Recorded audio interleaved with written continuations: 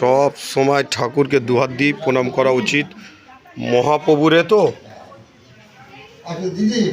আমি নিয়েছি একবার। হ্যাঁ মহাপ্রভু